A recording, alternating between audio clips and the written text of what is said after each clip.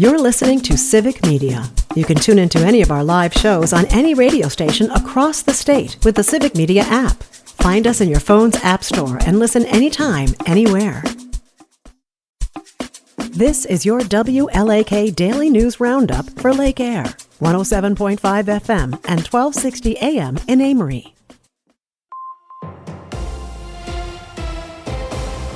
For WLAK News, I'm James Kelly.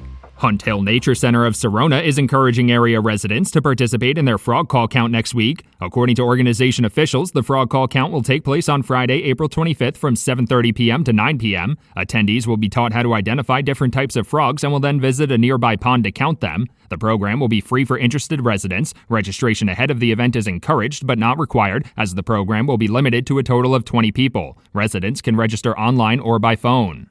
2 people were arrested in Duluth over the weekend after a fight involving a firearm. According to the Duluth Police Department, the altercation occurred near Essentia's Green Ramp at around 7:30 on Friday night. Details on how the fight started have not been shared, but authorities say 3 people were involved before one of the men pulled out a handgun. Another man allegedly took the gun and threw it into a construction area where it was found by authorities. The 2 men who were arrested are facing charges of fleeing and carrying a gun without a permit.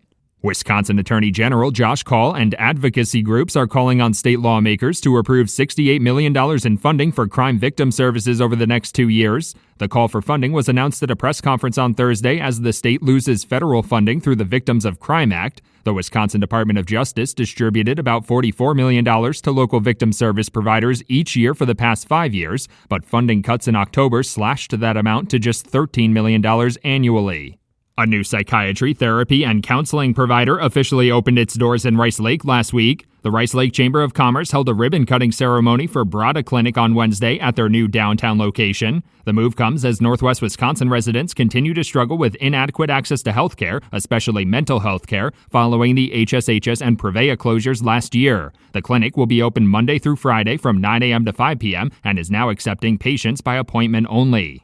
The Wisconsin Department of Natural Resources is warning of elevated fire danger through Wednesday after seeing 63 wildfires over the weekend. According to a press release, the wildfires burned about 135 acres, and the DNR has suspended burn permits in 24 counties. Officials cited dry weather and high winds this week as contributing to the significant risk of wildfires across the state. They're also warning residents to make sure their fires are fully extinguished, as the high winds could cause burnt logs or stumps to reignite. A proposed bill in the Wisconsin State Assembly would add more regulations for energy projects across the state. The 2025 Wisconsin Energy Reform Act seeks to discourage energy companies from using good farmland for renewable energy projects and outlines the specific rights of affected landowners. Under the legislation, energy companies would be required to provide written notice of their plans to each property owner within 1 mile of a proposed facility at least 45 days before seeking approvals from the Public Service Commission of Wisconsin.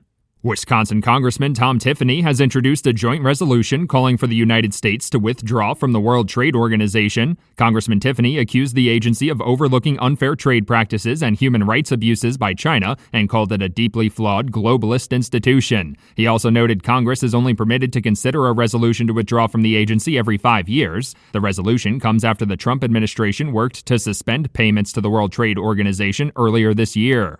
31 employees at the BNSF Alouez Takanai facility in Superior were laid off over the weekend. According to the Transportation Communication Union, 31 union employees were laid off effective on Saturday. In a statement, company officials said the workforce decisions were necessary to respond to a complex and ever-changing freight environment to ensure the long-term success of the company. The exact reasoning behind the layoffs was not shared, but union spokespeople cited the temporary closure of 2 Iron Range mines as the likely cause. Wisconsin's 2025 spring turkey season is set to get underway on Wednesday. According to a press release from the Wisconsin Department of Natural Resources, the turkey hunting season will officially open on Wednesday and run through May 27th. To participate, hunters must bring their spring turkey license, wild turkey stamp, and a valid harvest authorization while hunting. A full list of hunting regulations and hunting areas are available on the DNR website. Hunters must also remember to register their turkeys by 5 p.m. the day after they harvest it. Governor Tony Evers and the Wisconsin Department of Transportation have announced over $108 million in quarterly payments for road improvement projects across the state. According to a press release, the state will distribute a total of over $540 million to local governments for road improvement projects this year. The payments are meant to cover general transportation aids for local building and maintenance projects and connecting highway aids to reimburse local governments for state highway projects. For WLAK News, I'm James Kelly. A bad night for the Brew Crew. Hi, I'm Mike Clemens with sports. The Brewers' first night back at home, and they lose to the Tigers 9-1. Detroit was up 9-0 by the fifth inning. Pat Murphy says the Crew didn't lose like this last year. Yeah, this is the fourth time we've been blown out in 17 games. We didn't get blown out four times in 162, I don't think.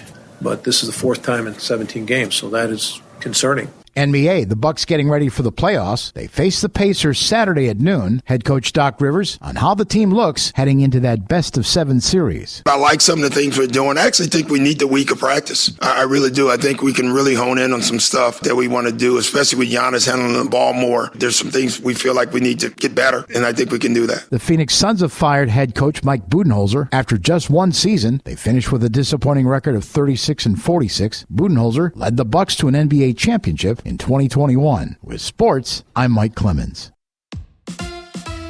On your entertainment beat, I'm Pete Schwaba. Not sure if he slept in a tent or mud wrestled, but political rock star Bernie Sanders did make an appearance at Coachella over the weekend. The senator from Vermont took the stage to a huge response from the crowd before introducing Clairo and complimenting her on her activism. Sanders then performed an 18-minute guitar solo before smashing the instrument and kicking over the drums before exiting the stage and telling the crowd to off. Amy Lou Wood is lashing out at Saturday Night Live for going too far by making fun of her teeth. The White Lotus actress was no stranger to attention she received regarding her choppers, but said she was disappointed and called the teasing unfunny and mean. SNL cast member Sarah Sherman wore even bigger, exaggerated teeth. The sketch is available on YouTube if you want to judge for yourself. Despite the risk of getting vomited on or having a soda thrown at them, audiences still continued to flood theaters to see the Minecraft movie. It was tops at the box office for the second week in a row. According to Variety, the film showed an impressive hold in its second week, with the crowd size diminishing by only 50% in its impressive second week. The film is now at $281 million domestically and $550 million globally. Minecraft was the only movie that was not a new release in the top 5. Coming in at second place was the religious film King of Kings, which brought in almost $20 million just a week before Easter. 20th Century Fox's The Amateur came in third place with $15 million. A24's Warfare came in fourth place with a take of about $8.5 million. The film received rave reviews from critics and is beyond intense. And the thriller Drop came in fifth place with $7.5 million at the gate. In case you're scoring at home, the movie with the worst critic score was in first place, and 4 critics' darlings rounded out the top 5. Actor Mickey Rourke has been asked to leave the show Celebrity Big Brother due to behavior resembling that of Mickey Rourke. That entails using offensive language and mistreatment of others. First, Rourke used threatening and aggressive language toward a fellow housemate, and that was after he had already been warned for inappropriate homophobic comments to fellow contestant JoJo Siwa. And he always seems so well-adjusted. When Roger Ebert really liked a film, he would say 2 big thumbs up. And that makes sense on 2 fronts. My latest Pete pick is Warfare, a film about a platoon of Navy SEALs on a surveillance mission in Iraq that goes horribly wrong. It has a group of young actors who portray soldiers dealing with real-life war trauma. The film is written and directed by Iraq veteran Ray Mendoza. It's hard to watch at times, but the excellent direction makes Warfare the best war film I've ever seen. My thumbs aren't as big as Roger Ebert's, so I will say 2 medium thumbs up. For more showbiz fun, tune into Nightlight with me, Pete Schwaba, weeknights from 6 to 8 p.m. on the Civic Media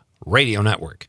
Mostly sunny today with a high in the low to mid-50s, and it will be a bit breezy with wind out of the northwest 10 to 20 gusting to 30. Tonight, mostly clear, our low dropping into the upper 20s to low 30s. Tomorrow, mostly sunny with a high in the upper 50s to near 60.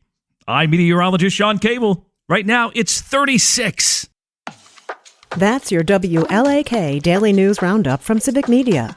Subscribe to this podcast on Spotify, Apple, or wherever you find your podcasts. Find more news at lakeair.radio.